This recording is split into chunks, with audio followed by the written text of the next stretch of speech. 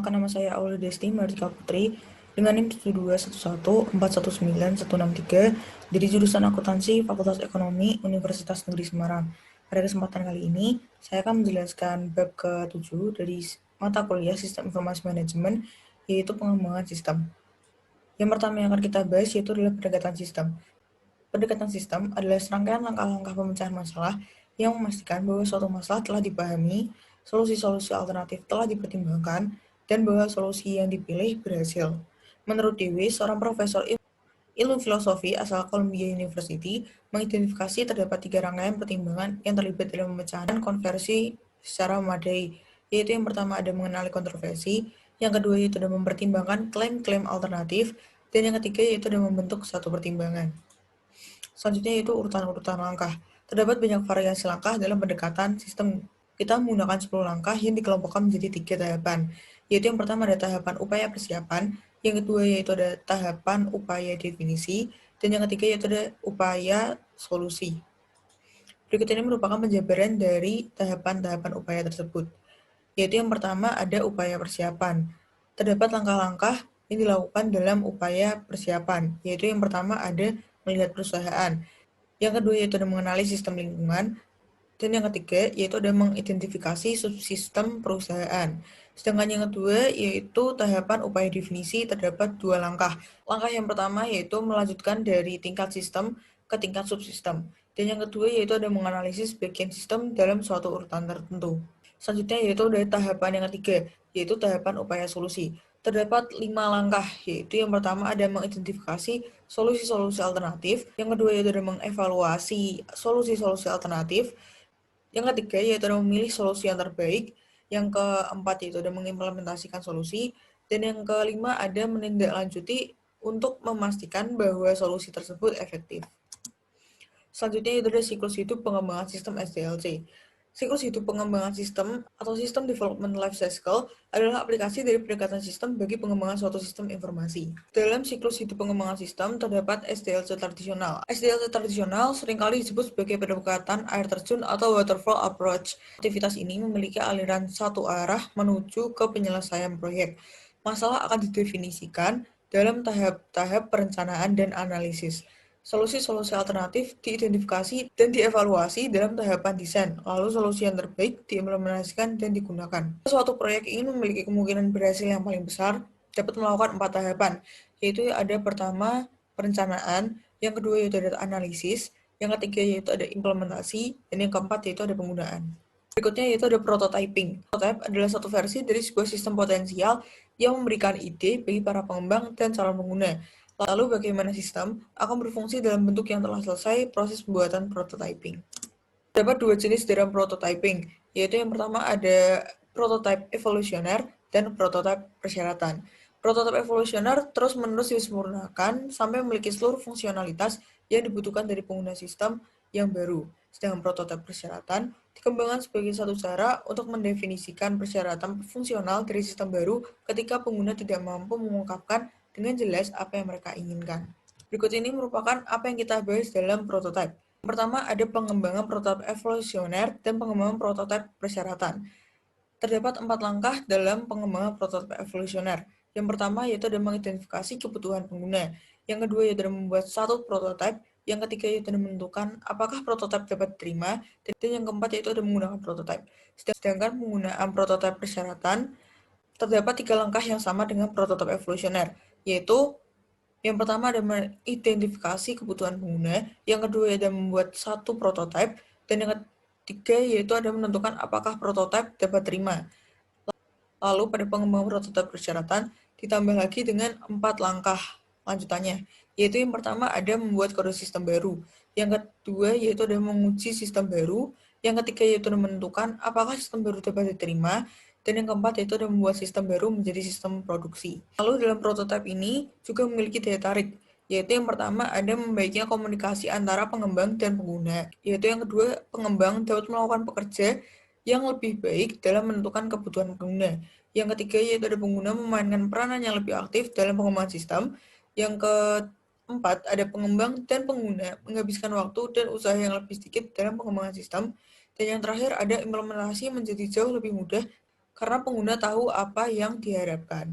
Namun dalam prototyping juga terdapat kesulitan-kesulitan, yaitu yang pertama ada terburu-buru dalam menyerahkan prototipe yang mengakibatkan menciptakan usaha yang kotor. Yang kedua yaitu ada pengguna dapat terlalu bergembira dengan ekspektasi, namun tidak sebanding dengan realita. Yang ketiga yaitu ada prototipe evolusioner, bisa jadi tidak terlalu efisien. Dan yang terakhir ada antar muka komputer dengan manusia, kemungkinan tidak mencerminkan teknik desain yang baik. Selanjutnya yaitu ada pengembangan aplikasi cepat atau RAD. Pengembangan aplikasi cepat atau yang biasa disebut dengan RAD adalah kumpulan strategi, metodologi, dan alat terintegrasi yang terdapat di dalam suatu kerangka kerja yang disebut rekayasa informasi. Dalam RAD membutuhkan 4 unsur penting, yaitu yang pertama ada manajemen, yang kedua yaitu ada orang, yang ketiga yaitu ada metodologi, dan yang keempat ada alat. Selanjutnya yaitu ada pengembangan berfase. Pengembangan berfase adalah suatu pendekatan bagi pengembangan sistem informasi. Dalam pengembangan berfase terdapat 6 tahap, yaitu yang pertama ada investigasi awal, yang kedua yaitu ada analisis, yang ketiga yaitu ada desain, yang keempat ada konstruksi awal, dan yang kelima ada konstruksi akhir. Selanjutnya yaitu ada desain ulang proses bisnis. Desain ulang proses bisnis atau yang disebut dengan BPR dari Business Process Design adalah proses pengerjaan ulang sistem. BPR mempengaruhi operasi IT dalam dua hal, yaitu yang pertama, TI dapat menerapkan BPR untuk mendesain ulang sistem-sistem, sedangkan yang kedua, yaitu memberikan efek gelombang yang menyebabkan perencanaan ulang sistem informasi. Dalam BPR terdapat 4 komponen penting, yaitu yang pertama, ada inisiasi strategis proyek-proyek BPR. Dalam inisiasi strategis, atau yang disingkat dengan IS, BPR terbagi menjadi dua, yaitu yang pertama ada BPR rekayasa terbalik, dan yang kedua yaitu ada rekayasa ulang.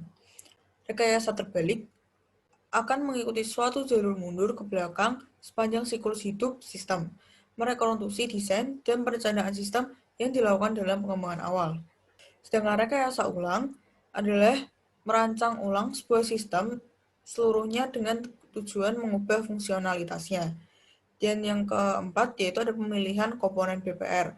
Komponen-komponen BPR dapat diterapkan secara terpisah atau digabung, tergantung pada tingkat kemungkinan yang selesai. SDLC tradisional, prototyping, RAD, dan BPR semuanya adalah metodologi. Semuanya adalah cara-cara yang direkomendasikan dalam pengembangan sistem informasi.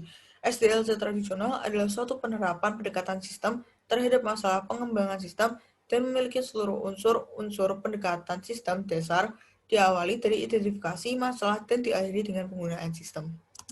Berikutnya yaitu ada alat-alat pengembangan sistem. Pendekatan sistem dan berbagai siklus hidup pengembangan adalah metodologi, yaitu cara-cara yang direkomendasikan dalam memecahkan masalah-masalah sistem. Yaitu ada diagram arus data.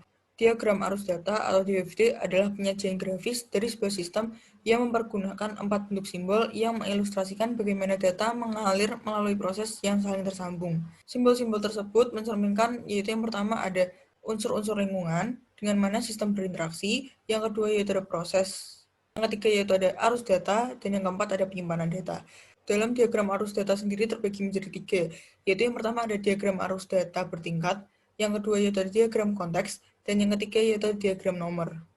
Selanjutnya yaitu ada manajemen proyek. Terdapat 4 komponen penting dalam manajemen proyek, yaitu ada pertama steering committee SIM. Tujuan sebuah perusahaan membentuk steering committee adalah mengarahkan sumber daya komutasi perusahaan. Steering committee SIM menjalankan 3 fungsi utama, yaitu yang pertama ada menciptakan kebijakan, yang kedua yaitu melakukan pengendalian fiskal, dan yang ketiga yaitu menyelesaikan perselisihan. Selanjutnya yaitu ada kepemimpinan proyek. Tim proyek memiliki tanggung jawab langsung dengan detail pekerjaan. Aktivitas tim akan diarahkan oleh seorang ketua tim atau pimpinan proyek yang memberikan pengarahan pada masa proyek. Selanjutnya itu ada mekanisme manajemen proyek. Dasar dari manajemen proyek adalah rencana proyek yang dibuat selama tahap investigasi awal ketika metodologi pengembangan berfase diikuti. Setelah tujuan-tujuan proyek, kendala, dan ruang lingkupnya telah selesai didefinisikan, kita akan dapat mengidentifikasi pekerjaan-pekerjaan yang harus diselesaikan. Dan yang terakhir yaitu ada dukungan web bagi manajemen proyek. Selain sistem manajemen proyek berbasis peranti lunak seperti Microsoft Project, dukungan juga dapat diperoleh dari internet.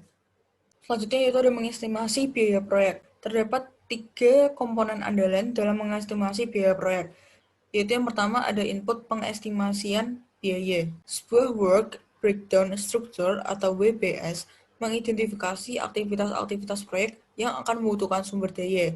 Kebutuhan sumber daya mencantumkan sumber daya tertentu yang akan dibutuhkan dan berapa jumlahnya. Yang kedua yaitu ada alat-alat teknis estimasi biaya. Terdapat 4 teknik dalam mengestimasi biaya, yaitu pertama ada estimasi analogis. Yang kedua yaitu ada estimasi dari bawah ke atas. Yang ketiga yaitu ada alat-alat terkomputerisasi. Dan yang keempat yaitu ada model-model matematis. Dan yang terakhir yaitu ada output pengestimasian biaya. Estimasi biaya dibuat untuk seluruh sumber daya yang dibebankan ke proyek dan biasanya dinyatakan dalam unit-unit keuangan yang berlaku. Cukup sekian dari saya. Maaf jika banyak kesalahan. Wassalamualaikum warahmatullahi wabarakatuh.